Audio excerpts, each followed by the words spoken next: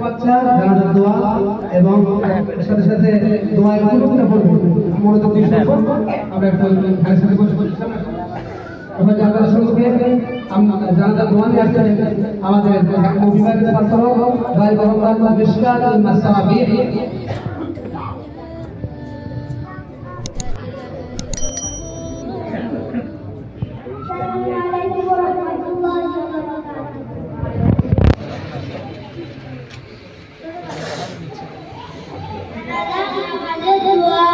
اللهم اغفر لحينا وميتنا وشاهدنا وغائبنا وصغيرنا وكبيرنا وذكرنا وانثانا.